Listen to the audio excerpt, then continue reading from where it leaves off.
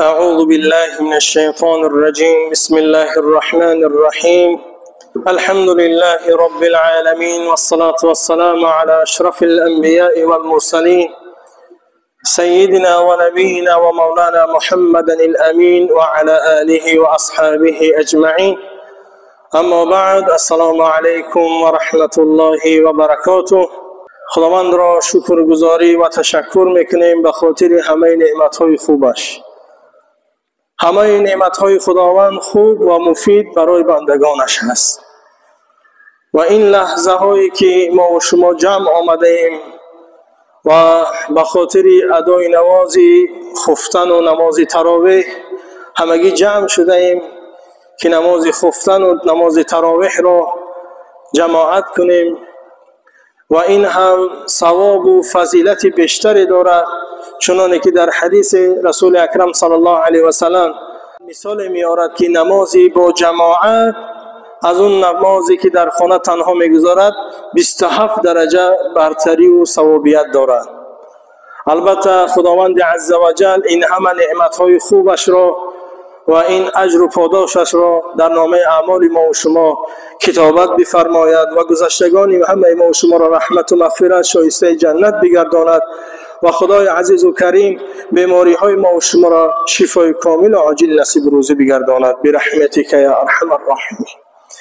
حالا در دهه مغفرت قرار داریم، چگونه ای که دهه اول دهه رحمت است و دهه بعد از رحمت مغفرت هست و دهه اخیر دهه نجات یافتن، نجات مؤمن از جهنم، از آتش دوزخ.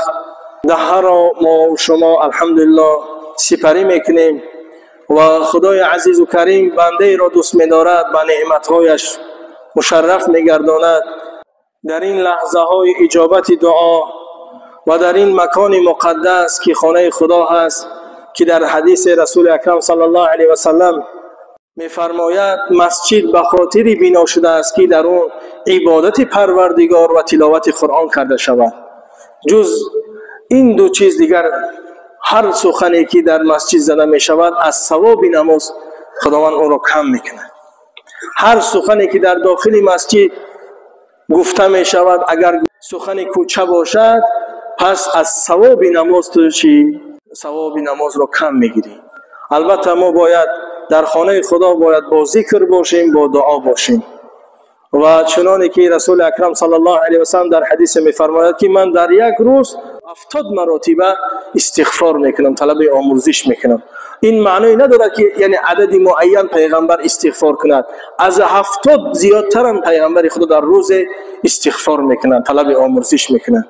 حالا در فضیلت استغفار گفتن، استغفرالله گفتن کمی هم باشد صحبت میکنم که پیغمبر خدا صلی الله علیه و سلم در حدیث میفرماید که من لزم الاستغفار، کسی که به خودش لازم میداند یا هر وقت عادت دارد که استغفار بگوید، حالا که بالای انسان یک غم و اندوه هم بیاید یا یک مشکلی هم بیاید یا یک ضیقی میآید، چی مشکلی که بس و بالای سر انسان بیاید، پیغمبر نازنین صلی الله علیه و سلم میگوید که شما با استغفار باشید، استغفر الله زیادتر بگویید.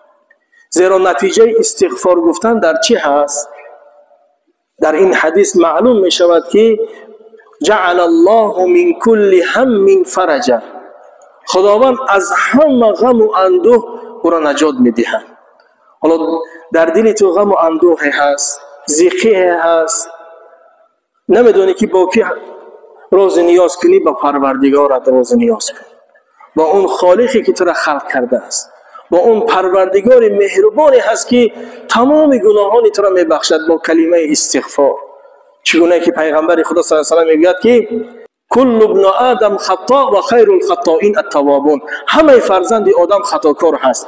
همه ما و شما نشست همین جماعت چی هستیم؟ گناهگار هستیم، هر روز یک گناه به دست میاریم. اما میگه بهترین گناهگار کی است؟ بهترین از میان شما اون گناهگار کی است؟ همونی که استغفار میکنه، توبه میکنه، بعد از همون گناهی کردگیش دیگر گناه نمیکنه، پشیمان میشود برای اون گناهی کردگیش. اگر هر کسی که گناه کرد و پشیمان شد داند که خداوند او را چی بخشیده است. زیرا پشیمانی دیگر همون گناه رو نکردن این خودش بخشیدن گناه است. حالا که خداوند استغفار کردیم، خداوند ما را بخشید، با در نتیجه بخشیدن چی هست؟ چی نتیجه میتید؟ همون غم و اندوهی که در دل داریم خداوند او را برطرف میکنه، غم و اندوه را. دوم چیز، از تنگی زندگی، از کمبغلی زندگی، نفر میگوید که من مبلغی ندارم، قرضدار هستم، راهی پول یافتن نمیدانم، چیکار کنم؟ همین حدیث رسول اکرم صلی الله علیه و سلم است که استغفار تو را از تمام پرابلم های زندگی، از دشواری های زندگی تو را نجات میدهد. سیوم نتیجه استغفار همین است که و یرزقه من حیث لا یحتسب، یعنی پیغمبر خدا صلی الله علیه و سلم میگه که خداوند تو را از جای رزق و روزی میدهد که تو گمان نمیبردی. حالا نفر میشد که در یک جا شد که خداوند رزق و روزیت میرساند. این همون سببی که تو استغفار کردی و طلب آموزش کردی و پیش پروردگار ذکر کردی. الله مهربان چه لطف و کرمی دارد که کسی که استغفار را زیاد میکند رزق و روزیش میدهد که از جایی که او گمان نمیبرد. حالا اگه آیت قرآن چی میگوید؟ خداوند عزوجل در آیت قرآن میفرماید استعیذ بالله و من یتق الله یجعل له مخرجا و یرزقه من حیث لا یحتسب.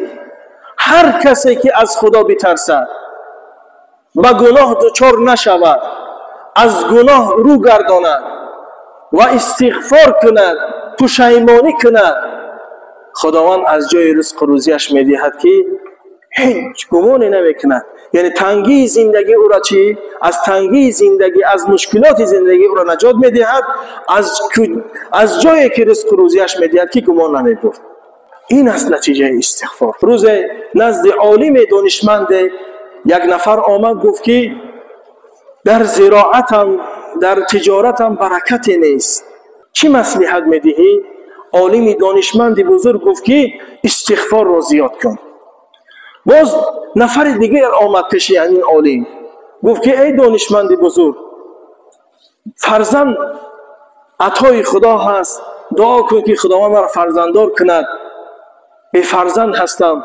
اما این عالم به اون وظیفه داد که استغفار را زیاد کن، یعنی استغفرالله، پیش پروردگار طلب آمرزی زیاد کن، خداوند تو را فرزند میدهد. شاگرد اون دانشمند با همون عالم سوال کرد، گفت که ای استاد عزیز، سبب یا حکمت در هر دو این نفر فقط وظیفه استغفار بود در چی هست؟ گفت همون آیتی که حضرت نوح علیه السلام به قومش گفت که شما استغفار کنید زیرا خداوند بخشنده هست و از اون آسمان رحمت برای شما چیست؟ باران سرازیر، اون در کشت شما، در زراعت شما باران را ارزانی میکند. دوم چی؟ برای هر نفری که استغفار میکند خداوند مال او را زیادتر میکند، مبلغ او را برکت میدهد، سیر فرزندش میکند. در برابر سیر فرزند شدن خداوند جنت برای اون میدهد و نهرهای جنت را برای اون میدهد.